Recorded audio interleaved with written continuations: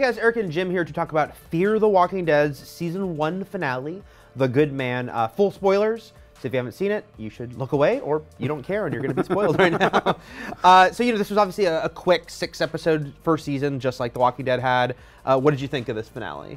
I liked it. I think it was, it hit the beats that it needed to hit. It was emotional, and it kept the emphasis on the humanity, even as we got the sort of the zombie killing stuff that so many fans of the regular Walking Dead enjoy. You finally got to see sort of that mass kind of attack that we've been waiting for. Yeah. So overall, yeah, I liked it quite a bit, and I think it's been a more effective.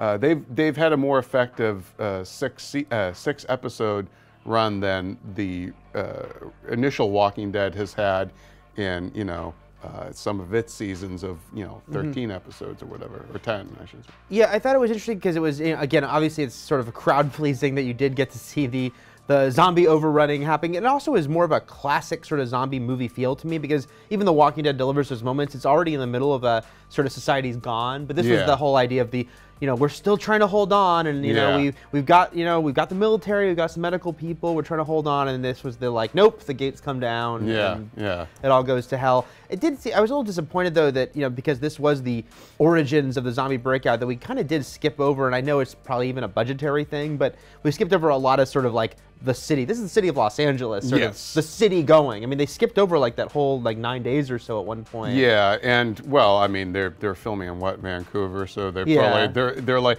yeah, hey, I wonder what's happening. No, don't show that neighborhood. Right. There's no comparable thing in Vancouver. Yeah, I would have liked to have seen more sort of how did people in different communities kind of react.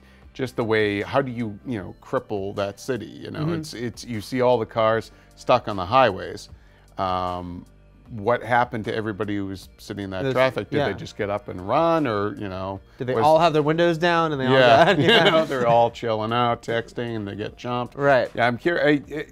Perhaps that'll get filled in for us at some point. But, because they film in LA a little bit. It's mostly Vancouver, but yeah, I think it's the limitations showing that they can't show every nook and cranny. What happened to the studio execs? So, that would be so awesomely meta that they're at the AMC building. Obviously sort of the big emotional crux, I'd say, the peak of the episode was right at the end, which was Liza dying. You kind of figured they can't all make it out. It wasn't going to turn into Big Love, where he had 2 wives at the same time. Right. Although that would have been an interesting zombie show. He's like, hey, it's a new society.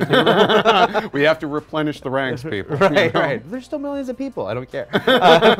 But so, what did you think of that? Did you feel? I mean, there's only been 6 episodes. Obviously, we've spent more time with some characters than others. Did you think the Liza sacrifice, did it sort of hit home? Yeah, I mean, I think it's there for a couple of reasons. It's to show that this man who has been trying to balance 2 families, he couldn't save one of them. Problem solved. That's one way to handle it, But he's all. I mean, Travis is the fact that the episode was called The Good Man, and we can talk about the Daniel stuff in a little bit, but like the sacrifices that have to be made, and then the fact that the good are the first ones to go. He has to shed, the last kind of, it seems like it's going to be about him shedding what made him human in order to survive. I mean, the fact that he couldn't kill Kimberly, the zombie waitress, in that earlier scene, I think shows a lot of why this ending is important. It shows if he's finally willing to pull the trigger on his first wife. Yeah. Because it was.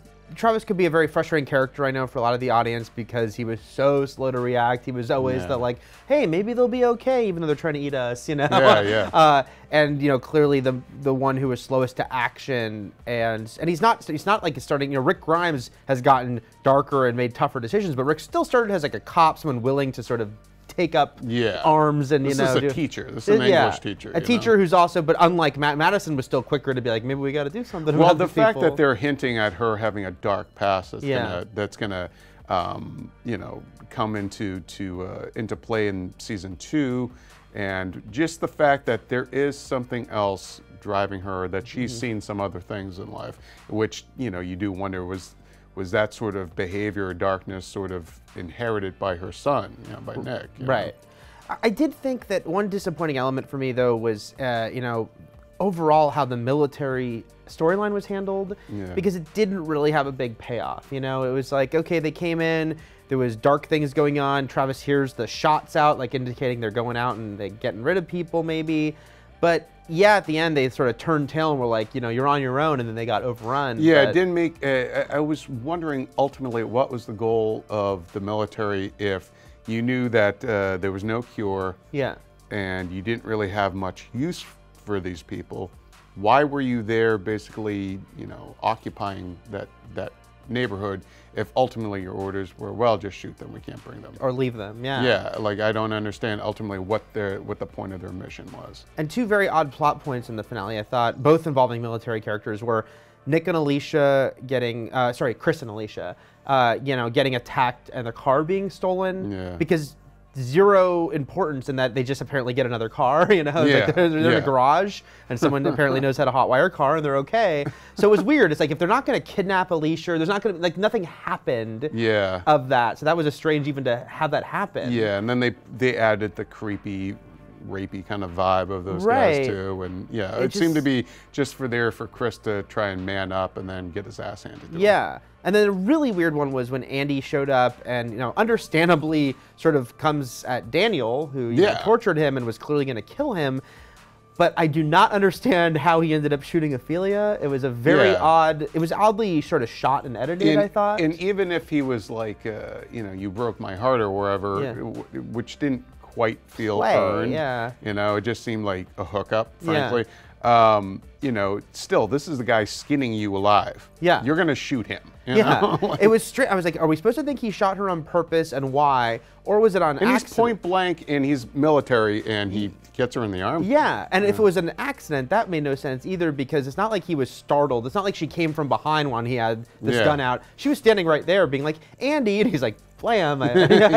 Although I did think it was the stuff with Daniel, the revelations about him, I really like. I mean, Ruben Blades is fantastic, and he really brings a lot of gravitas and class. He does. And I like that it was a twist that, no, he was part of the government torturers. Yeah. And it would explain too, like, you know, there's a lot of subtext there of the kind of people that get rescued or get to escape when their society implodes or whatever, you know, so that explains him. He can come to America and basically set up shop and everything, and he's got this kind of, again, like a dark past, the way Madison's past is going to come into play. But I'm curious, and I'm sure you're probably going to get to it, the character for me that I found most compelling outside of Daniel was Strand. Oh yeah, that was the next thing I was going to bring up. In fact, there we go. I'll just say I agree with you on Daniel. Very interesting character, one of the more interesting on the show, and also I do like that he wasn't like a criminal background. He did terrible things, but it turned out to be sort of on what was considered like the power structure. But Strand, extremely interesting. Just pops up in the last couple episodes, and very different characters, you know, of anyone we've seen on the show so far. Yeah, but also very appropriate for LA. He's a rich guy, kind of vain, super heightened, but you know, but believable. And you wonder what his business is. Is he sort of a Trump type? Because he talks about, oh, I would have gentrified this neighborhood. Clearly rich as hell. He's got the boat, all that. But what was he doing locked up?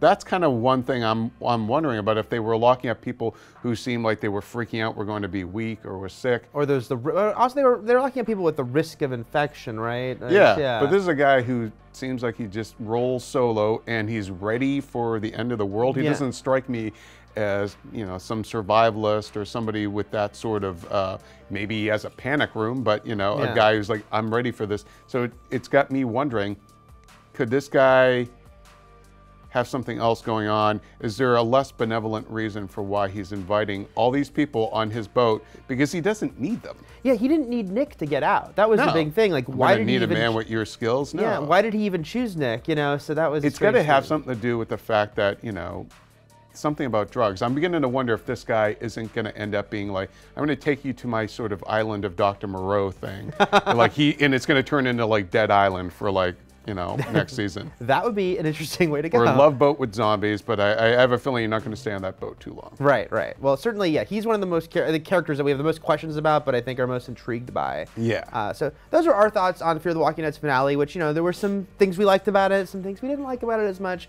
Let us know what you thought. You know, did this show grab you? Are you all on board for, no boat pun intended, for the next season next year? For all things Fear the Walking Dead, and anything is dead and walking, keep it here at IGN.